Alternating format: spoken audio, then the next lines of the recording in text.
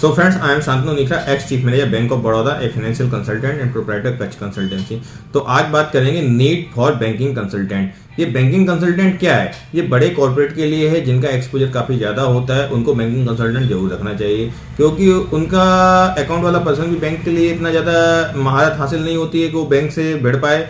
और दूसरी बात, जो सीए होते हैं वो काफ़ी बिजी होते हैं अपने काफ़ी सारे क्लाइंट्स के साथ, तो अगर वो कोई पार्ट टाइम बैंकिंग कंसल्टेंट रखते हैं तो वो अपनी काफ़ी चीज़ें मॉनिटर कर सकते हैं। अब इसमें क्या क्या होता है, जैसे उनका बैंक से सैंक्शन आया कोई लोन का, तो उसमें टर्म्स एंड कंडीशन होगी, तो वो पूरा पढ़ेगा, एनालाइज करेगा और बोलेगा ये चीज़ आप कंप्लाई कर सकते हो, ये चीज़ नहीं कर पाओगे, इसकी पेनल्टी आ सकती है, तो इसको आप अपनी कंडीशन से रिमूव करवाइए, वहाँ पे गाइडेंस देता है। फिर वो साथ में मल्टीपल बैंक से कम्युनिकेशन करके आपके इंटरेस्ट रेट की बार्गेनिंग कराएगा, और जो बड़े एक्सपोजर हैं उसमें अगर आधा परसेंट 0.25% भी इंटरेस्ट रेट की बार्गेनिंग होती है और कंसेशन मिलता है तो वो भी आपका एडिशनल बेनिफिट है। उसके सामने बैंकिंग कंसल्टेंट की फीस बहुत कम होती है। आपका जैसे मंथली ड्राइंग पावर है, स्टॉक स्टेटमेंट टाइमली सबमिट होना चाहिए, कोई पैनल इंटरेस्ट लगा है तो वो भी आपका मॉनिटर करेगा, चेक करेगा, अगर उसमें पैनल इंटरेस्ट का कोई रिफंड बनता है तो भी वो बैंक से आपका फाइट करके वो भी रिफंड कराएगा। फिर क्या होता है, बैलेंस शीट में बिजनेस चलता है, बिजनेसमैन अपने हिसाब से बिजनेस चलाता है, लेकिन वो वेंटेज नहीं देखता है कि बैंकिंग नॉर्म्स के हिसाब से रेशियो बैठ रहे हैं कि नहीं बैठ रहे हैं। अगर आपने एक्सक्लूसिवली बैंकिंग कंसल्टेंट आपने हायर किया हुआ है तो वो आपका वो भी चेक करेगा, जनवरी फरवरी में उसकी प्रोविजनल एंट्रीज को चेक करेगा, जहाँ रेशियो में डेविएशन होगा वहाँ गाइड करेगा कि आपको क्या एंट्री करनी चाहिए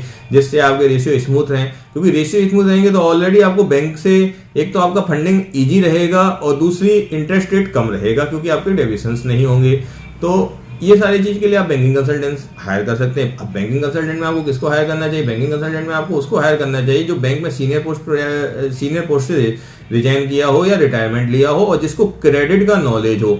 और ये सर्विस हमारी कच कंसल्टेंसी से भी प्रोवाइड होती है। अगर आपको बैंकिंग कंसल्टेंसी सर्विस में कोई डिस्कशन करना है तो आप मुझे भी कॉन्टैक्ट कर सकते हैं।